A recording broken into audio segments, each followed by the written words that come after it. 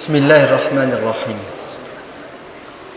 إن الحمد لله نحمده ونستعينه ونستغفره ونعوذ بالله من شرور أنفسنا ومن سيئات أعمالنا من يهده الله فهو المهتدي ومن يضلل فلن تجد له وليا مرشدا ونشهد أن لا إله إلا الله ولي الصالحين ونشهد أن محمدا عبده ورسوله اللهم صل وسلم وبارك على سيدنا محمد وعلى آله وصحبه أجمعين السلام عليكم ورحمة الله إنما يخشى الله من عباده العلماء.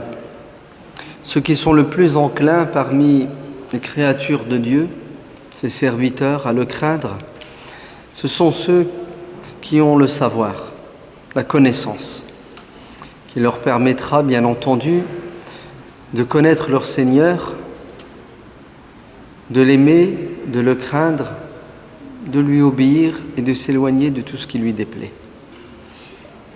Il est indéniable que notre religion fait l'éloge des savants, mais elle fait aussi l'éloge des étudiants, car avant d'être savant, il faudrait d'abord être étudiant. Ainsi, elle nous demande d'être en permanence à la recherche du savoir, de grandir intellectuellement pour s'épanouir spirituellement. Ali ibn Abi Talib radiyallahu anhu disait: il y a dans la masse les gens qui ont le savoir, certains qui font des efforts pour acquérir le savoir, et une majorité qui n'est pas consciente. On dirait aujourd'hui un troupeau de moutons, de panurges, qui se contentent de quelques bribes de connaissances pour pouvoir s'épanouir matériellement, physiquement. Et ils ne font pas d'efforts pour aller au-delà de la matière. يعلمون ظاهرا من الحياة الدنيا. Ils ont de science que des connaissances sur ce bas monde pour pouvoir justement vivre dans le bien-être, le matériel. Et ce que nous demande notre religion, c'est de grandir intellectuellement pour s'épanouir spirituellement. C'est pour cela Abdullah ibn Abbas dit al-ilmul khashya. La science louée par Dieu, c'est celle qui pousse l'individu à craindre son Seigneur. Ainsi, une science qui ne développe pas chez nous l'amour de Dieu et sa crainte n'est pas une science utile.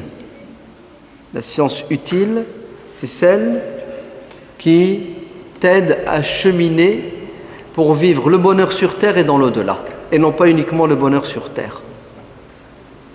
D'ailleurs, ce verset, Innama yakhshallaha min ibadihi al-ulama, ce verset, cette partie du verset, fait allusion à ces savants qui étudient les lois naturelles, les lois de l'univers. Les physiciens, les botanistes, les zoologistes, et ainsi de suite, qui, en découvrant les beautés de la nature, finissent par être convaincus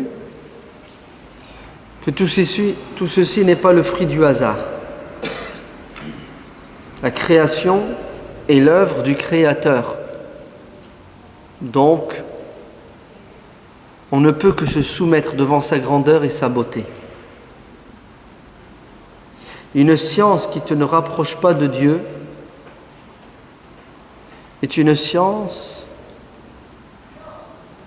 qui t'éloigne de Dieu. Car la science, c'est ce qui te pousse à obéir à Dieu.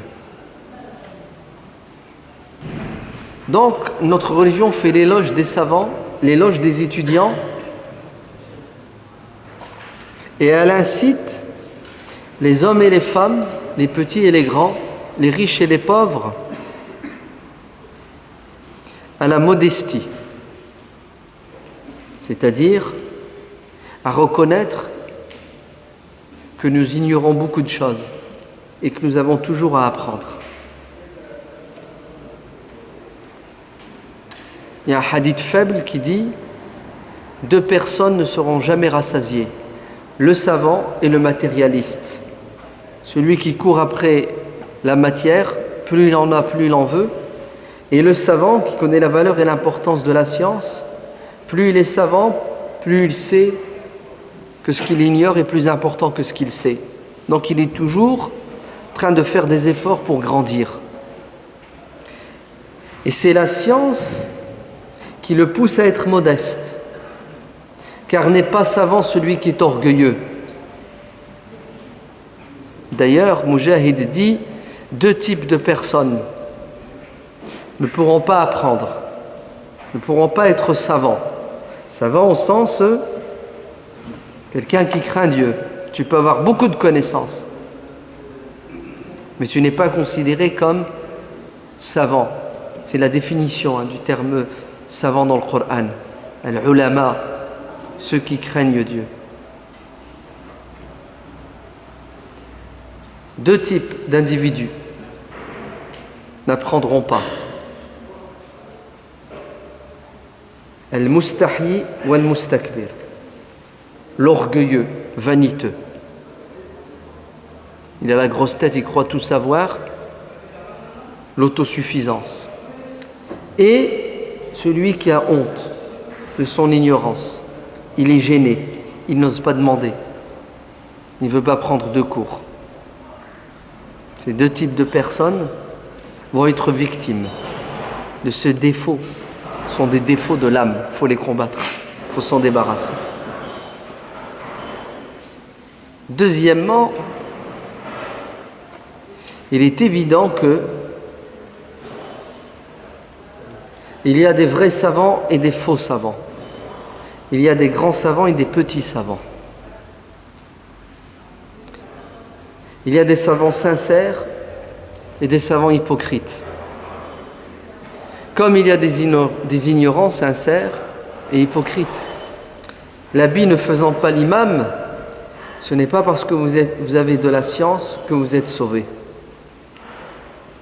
Chez nous musulmans, en théorie, il n'y a pas de clergé. Encore moins de personnes infaillibles qui auraient un statut particulier. Tout leur serait permis et ils auraient une place réservée déjà au paradis. C'est faux.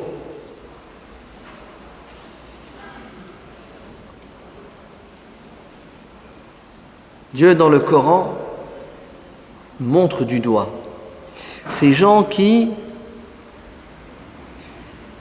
ont une partie du savoir religieux, qui ne le comprennent pas ou qui le trahissent à travers le vécu. Innal ladina yashtaruna bi ayati llahi thamanan qalilan. Eh oui. Ils ont du savoir religieux, mais ils l'utilisent à mauvais escient. La religion pour eux, c'est un moyen pour atteindre un objectif malsain. Et Dieu les condamne dans le Coran. Il y a même des savants qui se sont autoproclamés des divinités. Eh oui. Ittakhadou ahbarahum wa ruhbanahum arbaban min dunillah. Les ignorants s'égarent en considérant certains savants comme des dieux, c'est-à-dire qu'ils ont tous les pouvoirs, ils sont infaillibles, ils ont le pouvoir d'autoriser et d'interdire. Et malheureusement, certains savants acceptent cette posture. Vous entendez ? Ils se confortent dans cette posture et ils en profitent pour exploiter les gens. Et ces personnes-là sont maudites. Car malheur à l'ignorant et double malheur à celui qui sait et qui se comporte comme un ignorant. Vous comprenez pourquoi? Le prophète sallallahu alayhi wa sallam dit dans le Sahih de l'imam Muslim, d'après Abu Huraira, parmi les 3 personnes, les 3 catégories d'individus qui vont brûler les premières en enfer se trouve un savant. Un savant qui n'était pas sincère. Un savant qui recherchait le salaire sur terre uniquement, la gloriole, la réputation, la notoriété. Et il l'a eu. Il a utilisé la religion pour atteindre un objectif égoïste. Et ça marche sur terre, mais ça ne marche pas dans l'au-delà, puisque Dieu dira aux anges, mettez-le en enfer. Il vous a trompé sur terre, mais moi il ne peut me tromper. Il a eu son salaire, il ne peut pas avoir de salaire. Le prophète sallallahu alayhi wa sallam n'a-t-il pas dit dans le hadith de Hudayfa ibn al-Yaman, qui est aussi authentique, aux portes de l'enfer, il y aura des prédicateurs, des gens de science qui vont vous inviter, qui vont vous parler, qui vont essayer de vous convaincre. Et en vérité, ces gens-là vont vous égarer.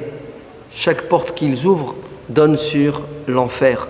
Et pourtant, ils ont le statut de quoi? De savants, d'imams, de prédicateurs.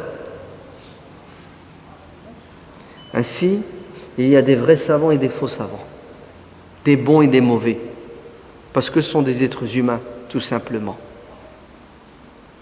C'est une deuxième vérité. La troisième des vérités, c'est que les vrais savants, les bons savants, ce sont des lumières qui éclairent les gens. Et oui. C'est pour cela, le hadith du prophète sallallahu alayhi wa sallam les met en valeur. Et qu'est-ce qu'il dit? Il dit les savants sont les héritiers des prophètes. Les savants sont les héritiers des prophètes. Et qu'est-ce que les prophètes ont laissé en héritage? Le savoir. Vous vous rendez compte? La connaissance, la science, la crainte et la piété. Ils ont un lien direct. Parce qu'ils sont en contact avec la révélation dans le fond et la forme. Ils se sont imprégnés de la parole de Dieu et ils deviennent des modèles et des exemples. Ils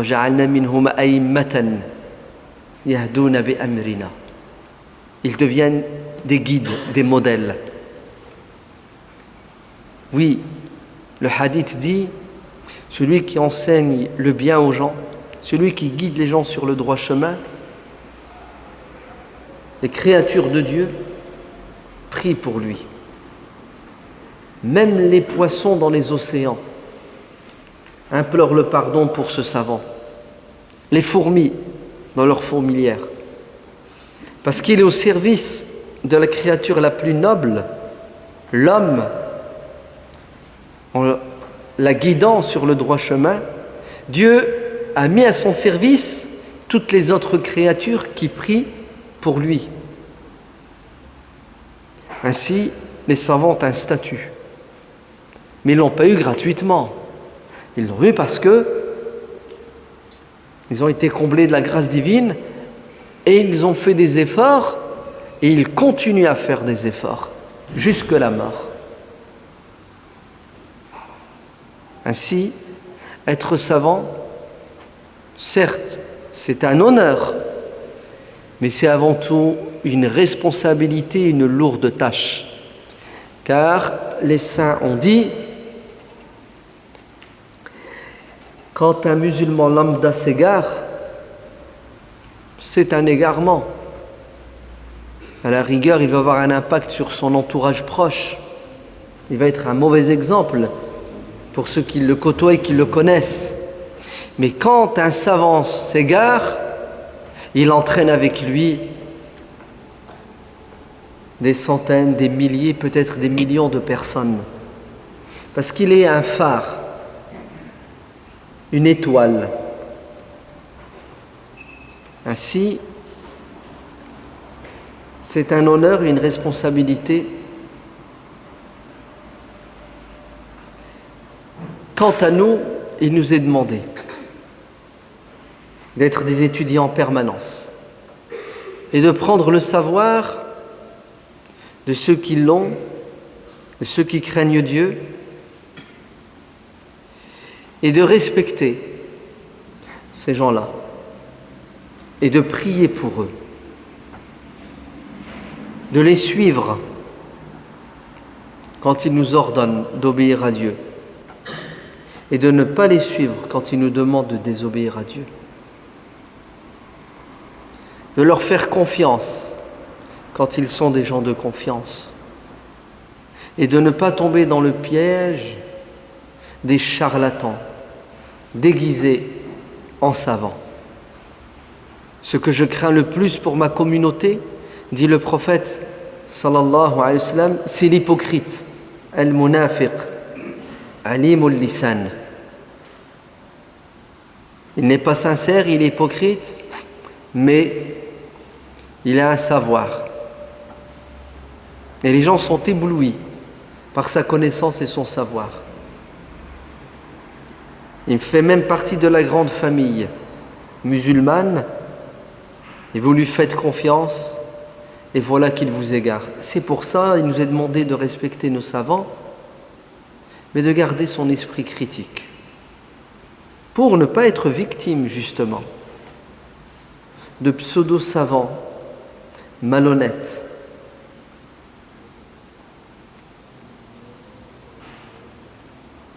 Depuis toujours, nos savants ont eu le souci de mettre par écrit la biographie des gens de science. Ainsi, nous avons toute une littérature qui s'appelle Ilm al-Rijal, Ilm al-Tabaqat, les biographies. Les biographies des gens de science. Pour les connaître et les reconnaître, parce que ce sont ces gens-là qui nous ont transmis la parole de Dieu. Ce sont ces gens-là qui nous ont transmis la tradition de notre prophète. Donc il faut quand même un minimum de confiance, non? Comment voulez-vous avoir confiance en une personne si vous ne la connaissez pas? Ainsi, ils ont bien fait. Ils ont tout écrit. Les qualités, les défauts,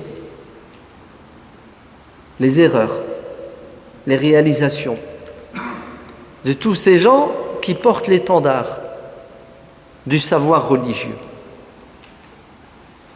Ils sont allés même plus loin. Vous savez qu'est-ce qu'ont fait nos savants? C'est pas seulement qu'ils ont fait des encyclopédies, des vrais savants, des bons savants, mais ils ont fait des encyclopédies, des livres, des faux savants, des mauvais savants. Et oui, ça existe. Ou des savants sincères, mais qui n'ont pas assez de science pour être reconnus, considérés, suivis. C'est impressionnant, subhanallah. Ils n'ont rien laissé au hasard, avec une probité intellectuelle sans précédent. Bon, c'est pas parfait, hein. Ça reste toujours humain, donc ce qui est humain est relatif et sujet à l'erreur. Mais quand vous avez une encyclopédie comme A'lam al-Nubala de Zahabi, qui fait 25 volumes, où il vous retrace. Il commence par les compagnons du prophète, savants, jusque son époque. Les voilà. Masabihul Huda, les lanternes qui vous guident dans les ténèbres. Ce qu'ils ont dit, ce qu'ils ont fait, de bien ou de mal, hein. Et en même temps, ils ont fait tabaqat al-du'afa, al-matrukin, al-majruhin, les recueils de biographies de ceux qui doivent être délaissés, ceux qui sont condamnables. C'est magnifique, non? Vous ne trouvez pas? Vous avez vu l'esprit critique, subhanallah?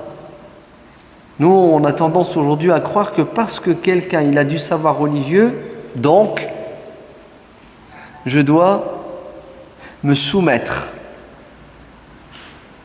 et accepter pour argent comptant tout ce qu'il dit et tout ce qu'il fait.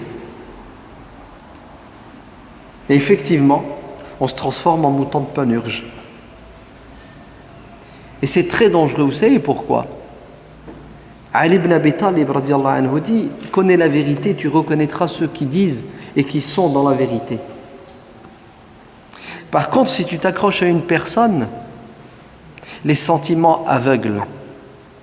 Ou si tu t'éloignes d'une personne, les sentiments aussi aveuglent. La haine et l'amour peuvent t'aveugler. Oui, tu aimes tellement cet imam, ce cheikh, ce savant, que tu es incapable de distinguer le vrai du faux. Et tu suis, et il va t'égarer. Et combien de personnes ont été égarées? Le phénomène de secte nous concerne, nous musulmans, car nous sommes des êtres humains. Oui. Et vous savez que la plupart des fondateurs de ces sectes étaient des gens de science, de savoir, malhonnêtes, mal intentionnés. Ou peut-être même, nous les considérons nous comme des sectes, mais eux ne se considèrent pas comme égarés. Ainsi, vous devez acquérir le savoir en permanence, garder votre esprit critique et savoir juger les personnes de manière la plus juste, la plus honnête, pour prendre ce qu'il y a de bien chez tout le monde et rejeter ce que vous penserez être mauvais. Quels sont les critères pour définir un vrai savant, un grand savant et un bon savant? Le premier des critères, comme le stipule l'imam al-Ghazali dans son livre Al-Ihya, il dit: le vrai savant, c'est celui qui craint Dieu. Et la preuve qu'il craint Dieu, c'est qu'il préfère l'au-delà à la vie d'ici-bas. Et la preuve qu'il préfère l'au-delà à la vie d'ici-bas, c'est qu'il est prêt à se sacrifier pour défendre et répandre la vérité coranique. C'est-à-dire, ce n'est pas quelqu'un de corrompu. Il est incorruptible. Il résiste à la pression matérielle. Il n'est pas prêt à jouer avec la religion pour atteindre ses objectifs personnels. Il n'adore ni celui qui a le pouvoir, ni ceux qui subissent le pouvoir. Il n'adore pas le dictateur, le pharaon, et il n'adore pas non plus le peuple. Oui, vous avez des savants qui sont soumis à la tyrannie ou qui adorent la matière et qui frappent à la porte des riches et qui sont prêts à s'avilir, à se rabaisser en trahissant les principes religieux pour pouvoir justement avoir du matériel. Et vous avez les autres qui sont aussi critiquables, voire plus, qui portent l'habit de l'ascétisme, mais en vérité, ils sont aussi matérialistes.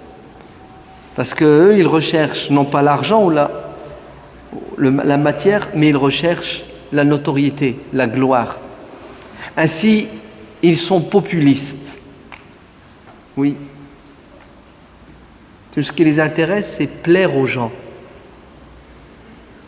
Et ils sont prêts à tordre les textes, à les trahir, pour que les gens continuent à les écouter et à les suivre. L'imam al-Ghazali dit: le savant, c'est celui qui dit ce qu'il pense être vrai, n'en déplaise au monde entier. C'est pour cela, un autre critère fondamental, le savant sincère qui craint Dieu, c'est celui qui n'hésite pas à changer d'avis. quand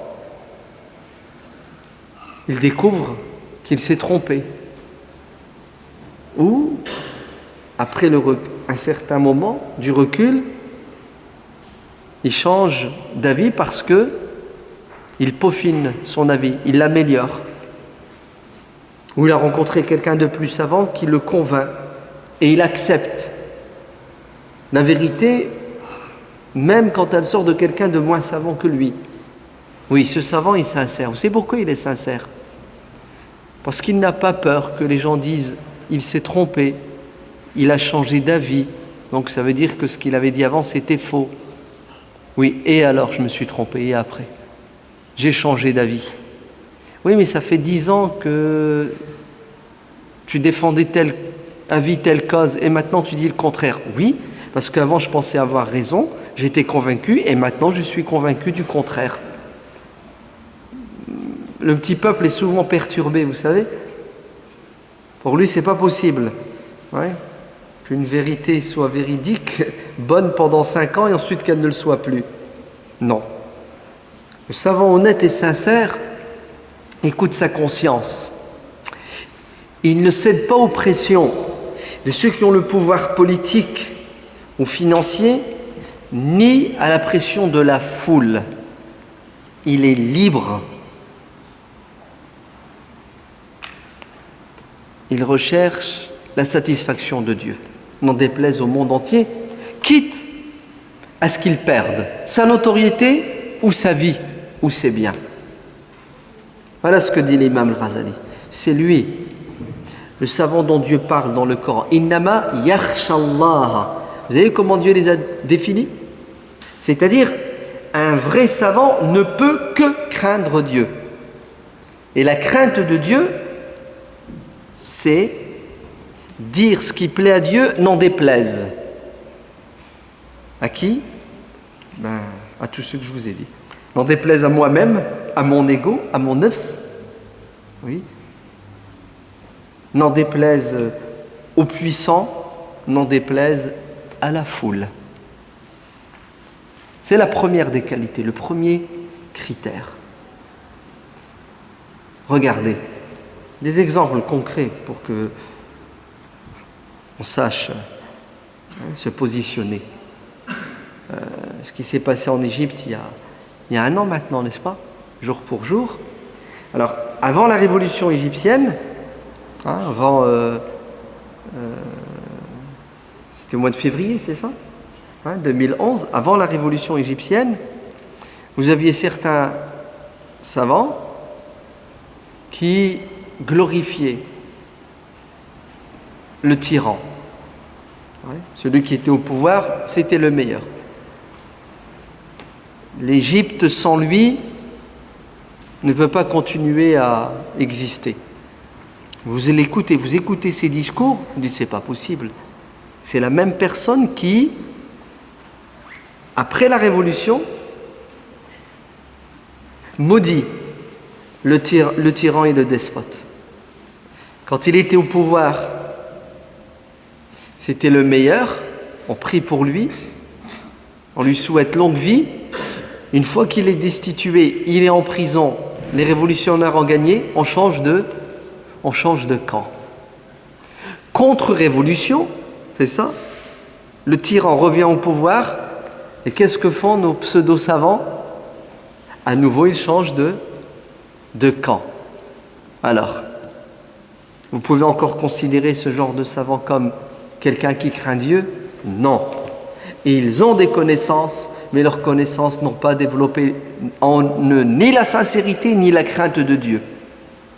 Voilà, ce sont ces gens-là dont parle le hadith, qui vous appellent à l'enfer et qui se retrouvera en enfer s'ils ne demandent pas pardon sur terre, et vous serez choqués en les voyant brûler en enfer. Ils seront interpellés par leurs ouailles. Mais qu'est-ce que vous faites en enfer alors que vous étiez savants, vous nous ordonniez le bien et vous nous interdisiez le mal? Et ces savants-là répondront, effectivement, on était des beaux parleurs qui vous incitaient à faire le bien, mais nous, on ne le faisait pas. On vous déconseillé de faire le mal, mais on le faisait en privé. Maintenant, ils le font même en public. On vous a bien eu sur terre et Dieu nous a dévoilés en enfer.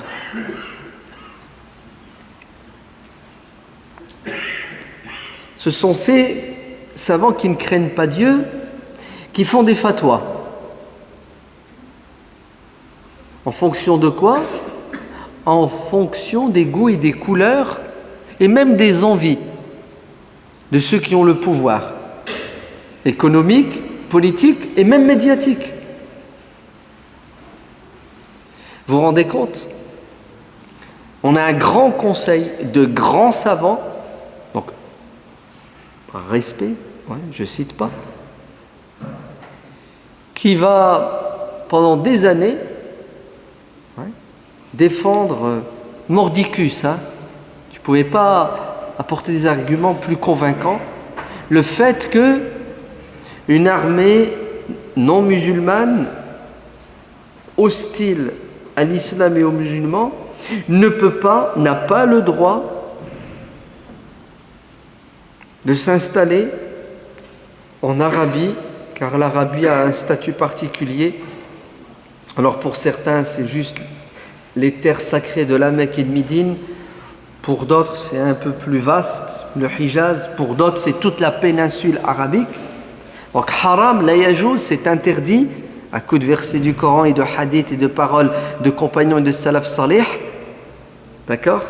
Ni les juifs ni les chrétiens ne doivent s'installer. Par une opération du Saint-Esprit, 1990-91, la première guerre du Golfe, ces mêmes savants retournent leur veste, disent que c'est possible. Et quand on les a confrontés à leurs contradictions, ils n'ont pu que se taire. Mais oui, il est évident qu'il y a une épée de Damoclès au-dessus de leur tête qui leur dicte ce qu'ils doivent dire dans le domaine politique, économique, voire même parfois purement religieux, pour que ça aille dans le sens des intérêts de qui? Des nantis, de ceux qui ont le pouvoir. Et bien entendu, les masques tombent, puisque ces savants qui ont été éprouvés, parce que c'est une épreuve pour eux, ne peuvent plus tromper les gens, ils ne peuvent plus égarer les gens, parce que ils ont été démasqués. Donc, le premier critère, il est fondamental, c'est le savant qui craint Dieu, quitte à y laisser sa peau, quitte à mourir, le meilleur des martyrs, après Hamza ibn Abd al-Muttalib, c'est un homme qui se soulève, vous entendez, contre la tyrannie du despote. Et il finit martyr. C'est le meilleur des martyrs. Savant ou pas savant, et il est évident que les savants doivent être les premiers à se soulever contre l'injustice. C'est bientôt le mois de Muharram, non? Le premier mois de l'année, c'est ça? Un mois sacré? La semaine prochaine. Très bien. Il y a un jour qui s'appelle le jour de Ashura. C'est ça? Le 10e jour. Arafat, c'est la veille. Arafat. Pardon, je me trompe, mais non. Ça, c'est le mois de Dhul Hijjah. Après le mois de Dhul Hijjah, c'est le mois de Muharram, le premier mois de l'année. D'accord? Le 10e jour du mois de Muharram s'appelle le jour de Ashura. Très bien. C'est quoi le jour de Ashura? C'est l'anniversaire du martyre d'un savant qui n'a pas voulu se soumettre à la dictature de celui qui dirigeait le monde musulman de l'époque, Al-Hussein le fils de Fatima, la fille du prophète, alayhim assalam. Vous avez vu? Il n'a pas accepté. Ça lui a coûté la vie. Mais il est entré dans l'histoire par la bonne porte. Alors que d'autres n'ont pas hésité à, écoutez bien, hein, justifier le massacre de Karbala au nom de la religion. Parce que ces savants-là avaient besoin de quoi? D'un statut et puis d'un virement bancaire. On va même avoir une révolte de savants. Abdurrahman ibn al-Ash'ath. Et oui, des imams, des savants se sont soulevés contre le despote et le dictateur. La plupart sont tombés martyrs au temps de Al-Hajjaj ibn Yusuf, qui était un gouverneur à la solde d'Abd al-Malik ibn Marwan. Donc, la première qualité, c'est quoi? C'est la crainte de Dieu. Deuxièmement, la science et la connaissance. C'est nécessaire, c'est important, c'est fondamental. Un savant est savant parce qu'il a aussi la science. Sinon, il n'est pas savant, il est ignorant. Mais qu'est-ce que c'est que la science? La science, ce n'est pas uniquement la connaissance par cœur des textes. Là, on est vite ébloui par quelqu'un qui connaît le Coran par cœur, c'est ça? En plus, il le récite bien. Waouh, tu as vu la récitation qu'il a? Masha'Allah. Mais alors là, s'il rajoute au Coran et à la belle voix, aux règles de psalmodie, le Sahih de l'imam al-Bukhari, de Muslim, waouh, il connaît 10 000 hadiths. Mais alors là, si vous rajoutez tous les autres livres, les sunan, plus les moutons, au-dessus c'est le soleil, n'est-ce pas? Et on se fait avoir par quoi? Par l'étalage. Ouais. Et on croit que la science, c'est quoi? C'est la répétition. Et c'est une erreur. C'est même un leurre, voire une arnaque. La science, c'est la connaissance et la compréhension, l'intelligence. La preuve, le prophète, sallallahu alayhi wa sallam, dit « Rubba hamili fiqhin laysa bifaqih ». Le hadith est authentique. Il y a des gens qui portent du savoir, ils ont des connaissances, et ça ne fait pas d'eux des savants. Et oui, vous vous rendez compte? Il connaît par cœur, mais il n'a pas les outils de la langue, de la logique, ouais, pour pouvoir travailler les matériaux et produire quelque chose de sensé, d'utile. Ainsi, un savant, ce n'est pas un perroquet, mais c'est quelqu'un qui essaie de comprendre la parole de Dieu à la lumière de son époque, de son contexte, à la lumière des sciences dites profanes. Sinon, ce savant va commettre des erreurs, voire même il va avoir une interprétation et pratique de la religion qui va faire fuir les gens. Oui. Il va insister dans un domaine aux dépens d'un autre. Il n'aura pas le sens des priorités. Il va peut-être tendre vers le rigorisme, alors que l'islam se veut une religion accessible et facile. Donc, le deuxième critère, c'est une science profonde, une compréhension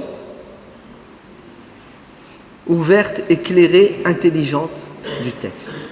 Regardez ce que dit Sufyan ibn Uyayna, radiyallahu anhu. Il dit, le savant, ce n'est pas celui qui interdit aux gens.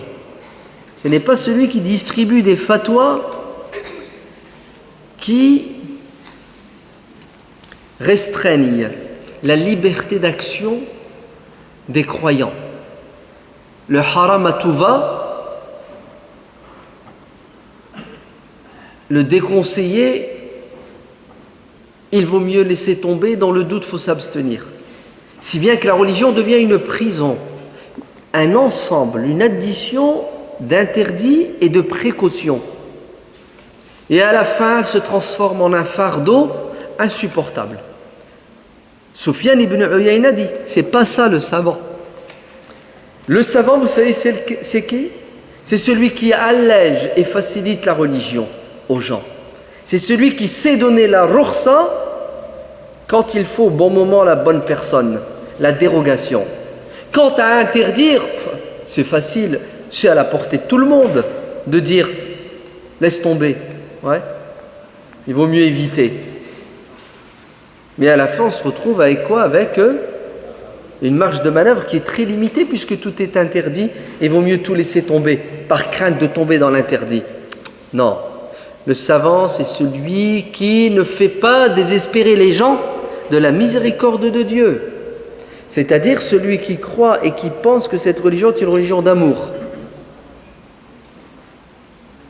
Parce qu'il y a des savants, quand vous les entendez parler, c'est 364 jours l'enfer, un jour le paradis. Et malheureusement, ce n'est pas pour vous. C'est-à-dire, il fait fuir. Alors que le prophète, sallallahu alayhi wa sallam, dit « Facilitez la religion aux gens, ne la rendez pas difficile. » Le savant qui a la science, c'est celui qui connaît le texte et le contexte. Il vit son époque. Et le comble aujourd'hui, c'est que nous avons des savants qui sortent d'écoles et d'universités où ils ont reçu un enseignement traditionnel tiré de quoi? De l'héritage. Vous allez me dire, qu'est-ce que tu as contre l'héritage? Un héritage, ça se tamise. Car ceux qui nous ont précédés ont pensé la religion à leur époque, à la lumière de leur savoir, de leur contexte.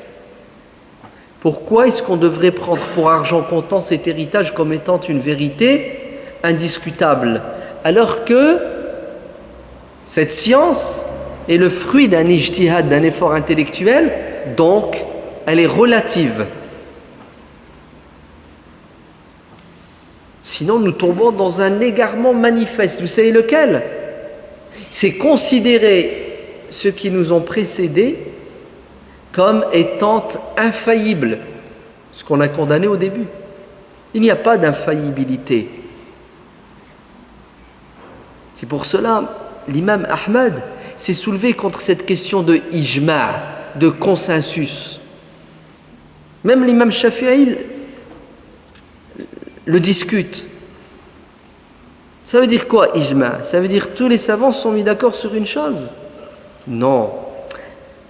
Les savants pensent et réfléchissent. Ce qu'ils disent est relatif. Et l'imam Ahmad le dit très bien. Au nom de quoi vous prétendez qu'il y a un consensus? Il se peut qu'il y ait un savant dans un coin perdu de la planète qui pense différemment.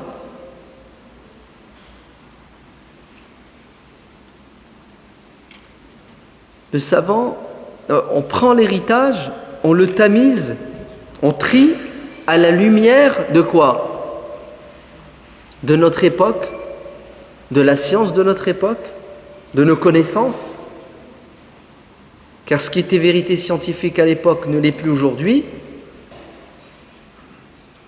Certaines vérités ne le sont plus.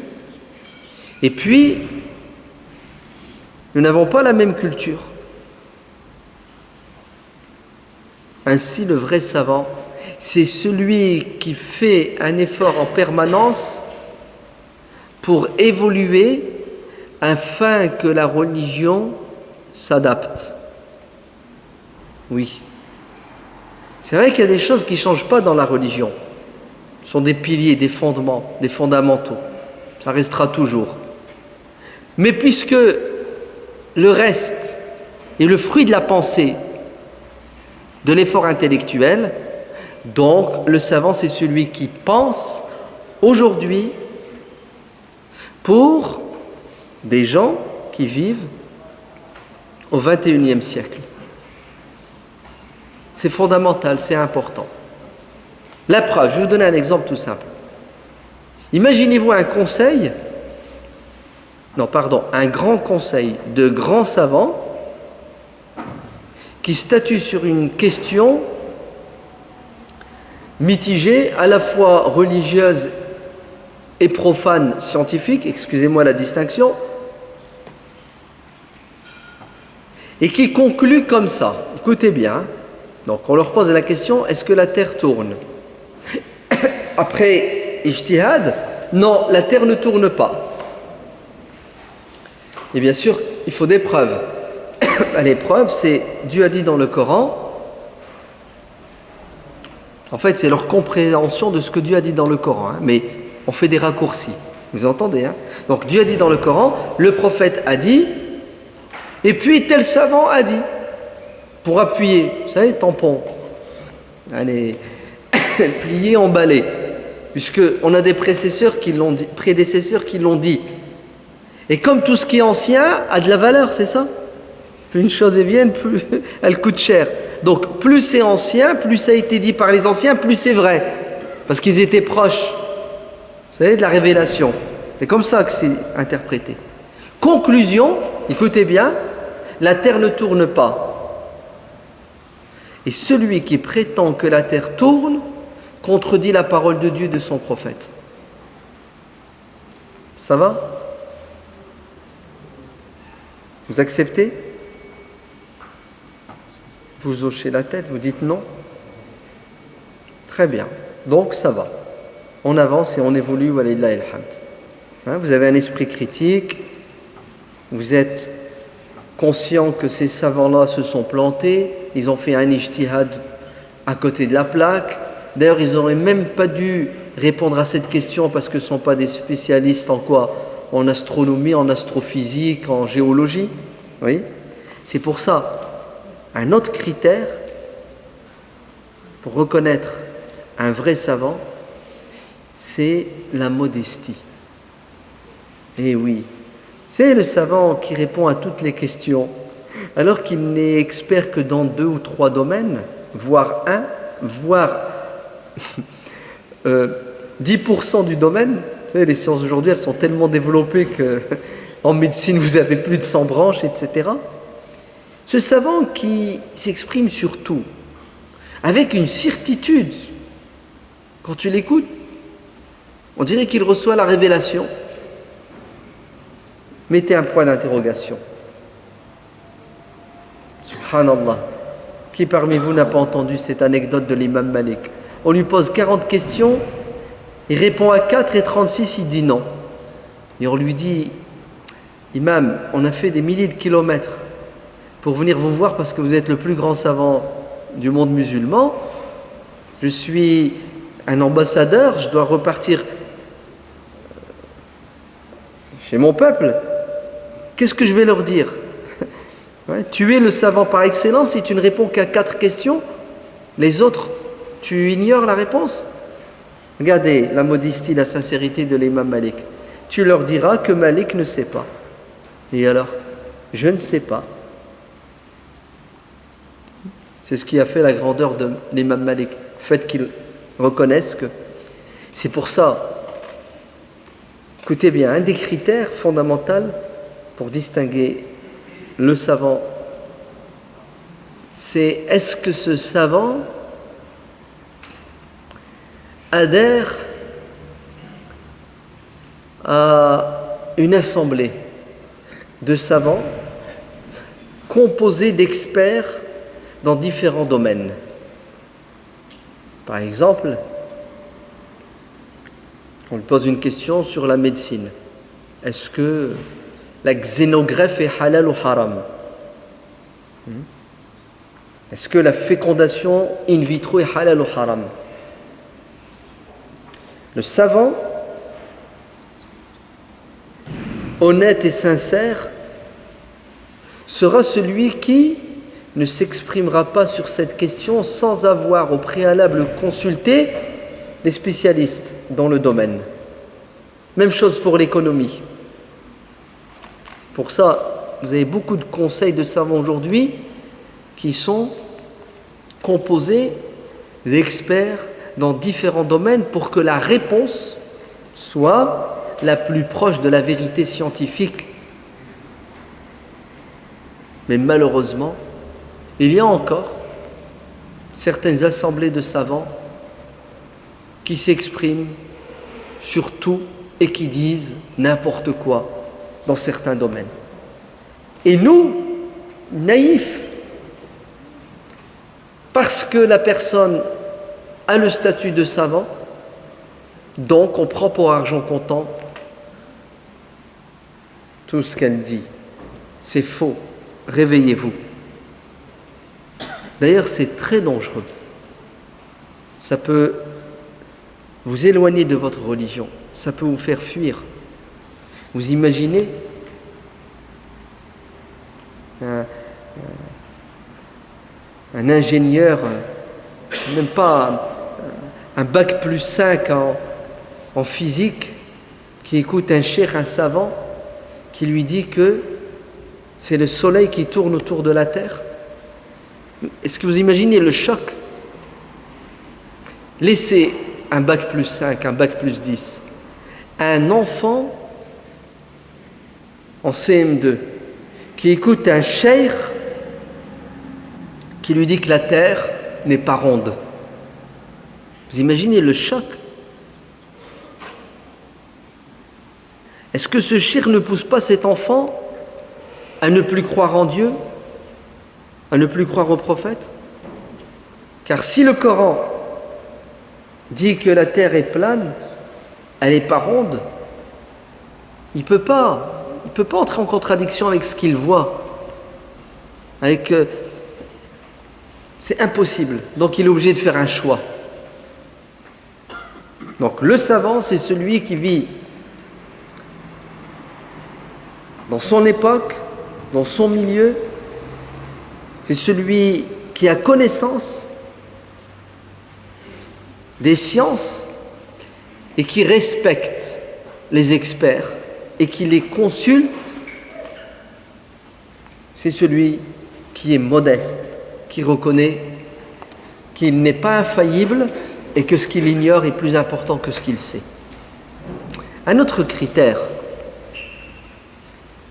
pour reconnaître le bon et le vrai savant. Un bon savant, c'est celui, écoutez bien, qui est au service de l'islam et non pas qui se sert de l'islam. Un vrai savant, c'est celui qui est au service de cette communauté et non pas qui utilise la communauté pour atteindre des objectifs personnels et individuels. C'est celui qui donne de sa science, de sa personne, de son temps, de son argent pour sauver le maximum de personnes. C'est un médecin, c'est un pompier, c'est un psychologue, c'est un médiateur. Ce n'est pas un profiteur qui exploite les faiblesses des gens, les malheurs des autres.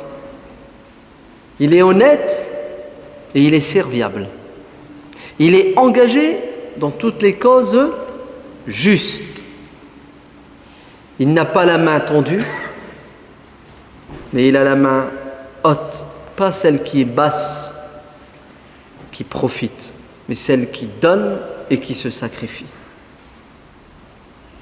C'est celui qui donne l'exemple. Il est au front, en première ligne. Oui. Parce que les gens ont plus besoin de quelqu'un de sincère qui sert d'exemple que de quelqu'un qui parle bien et qui ne les incite pas à aimer Dieu et le prophète en étant un modèle. Ainsi, le savant exemplaire a plus d'impact que des milliers de discours de milliers de savants. Il est capable à lui seul de guider toute une communauté car il a les qualités de la communauté des savants. Ainsi, c'est le savant qui est engagé, c'est le savant qui se sacrifie, c'est le savant qui craint Dieu, et la crainte de Dieu mène automatiquement à la modestie et à la bienfaisance. C'était quelques critères pour reconnaître le vrai savant, le savant utile. Quels sont les défauts que peuvent avoir des savants? Manque de science?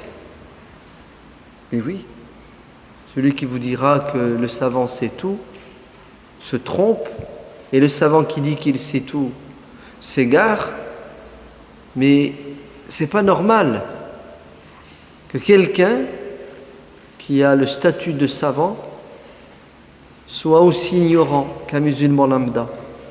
Et je ne vous parle pas des sciences dites religieuses uniquement, mais je vous parle aussi des sciences profanes de son époque. Parce que comment voulez-vous que son discours ait un impact alors qu'il a en face de lui des gens cultivés, des gens lettrés? Donc, c'est un défaut, c'est un manquement qu'ont certains savants, malheureusement, le fait que, et c'est ça qui fait mal, c'est qu'ils incitent les gens à faire des efforts pour apprendre, et ils sont les premiers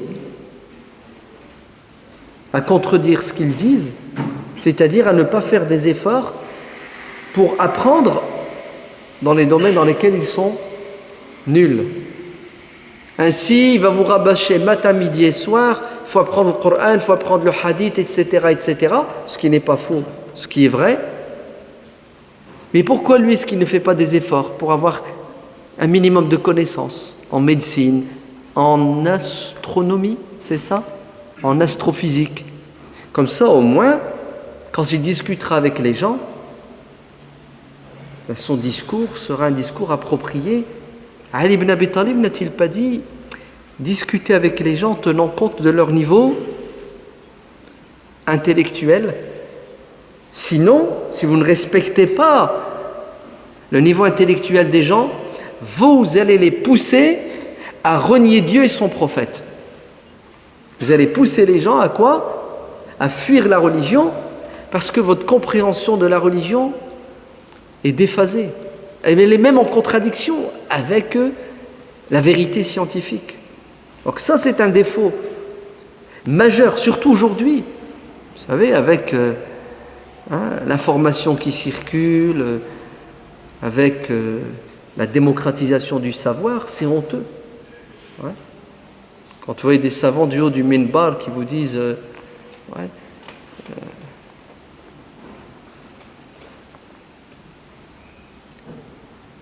qu'on ne peut pas déterminer la naissance du croissant à l'avance. Un peu de maths, celui qui a un peu de maths, un peu de connaissances en astronomie, il dit n'importe quoi, ce cheikh. Eh oui.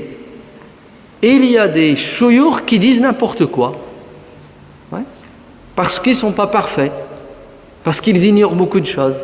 Parce qu'ils s'expriment alors qu'ils ne maîtrisent pas le sujet.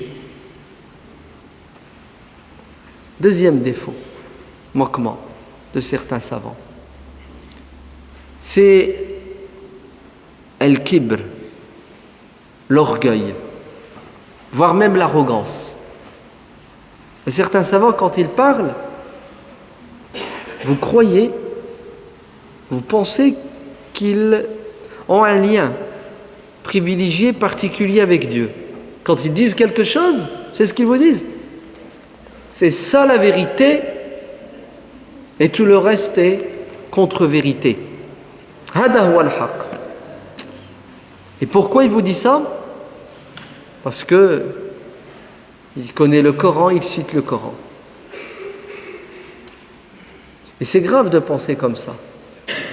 Parce que ça veut dire quoi? Ça veut dire que tu crois et tu penses, mordicus, que tu ne peux pas te tromper et que tu ne te trompes pas.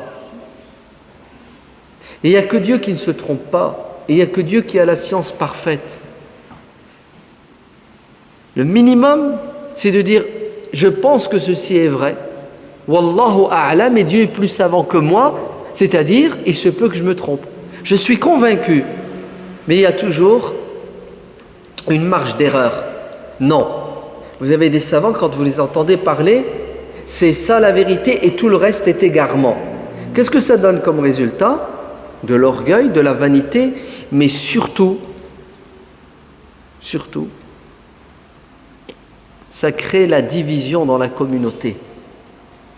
Ça sectarise, ça crée des sectes dans la communauté, ça divise la communauté. Ça crée des clans.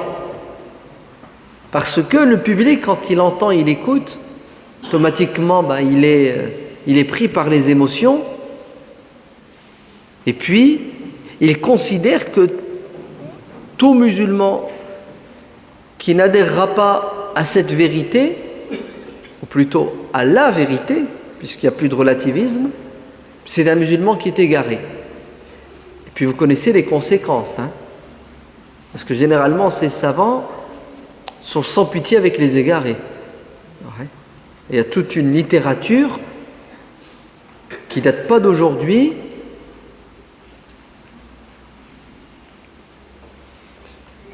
qui reflète l'intolérance. Non, elle ne reflète pas l'intolérance. C'est une littérature intolérante. Et elle est le fruit de savants, hein, de l'ijtihad de savants. Tu ne penses pas comme moi, puisque j'ai raison, tu as tort. Fama ba'da al-haqq ila ad-dalal, c'est binaire, noir ou blanc. Est-ce que vous savez que cette manière de penser et de voir, qui est intolérante, qui est l'expression souvent de l'ignorance et de l'orgueil, est-ce que vous savez que cette manière de penser et de voir de certains savants est à l'origine de conflits dès les premiers siècles de l'islam, et ça continue encore aujourd'hui? Ah, si seulement c'était des disputes d'intellectuels, mais non. Ceux qui ont le pouvoir intellectuel parfois ont le pouvoir politique, où les deux se mêlent pour des intérêts, et après ils passent à l'action. Et nous avons, dans notre histoire, des périodes sombres, si bien que des musulmans se sont entretués. À cause de quoi? À cause de tels savants, hanbalites ou shafi'ites, peu importe, qui a décrété qu'ils possédaient la vérité, que les autres étaient égarés, tuez-les tous. Dieu reconnaîtra? Non, tuez-les car Dieu a déjà reconnu les siens, c'est-à-dire nous, et les autres sont des chiens. Wallah, tu lis l'histoire, tu dis c'est pas possible que les musulmans ont pu se comporter comme ça. C'est arrivé. Prenez Ibn Kathir, prenez Ibn al-Athir, telle année, voilà ce qui s'est passé dans la mosquée, le cheikh il a fait un dors, il a dit ceci, cela, et les gens sont sortis de la mosquée, puis sont partis tuer telle ou telle personne. Oui. Donc le savant qui appelle à la haine, le savant qui prétend détenir la vérité que tous les autres ont tort, se trompe. L'imam Shafi'i radiyallahu anhu a dit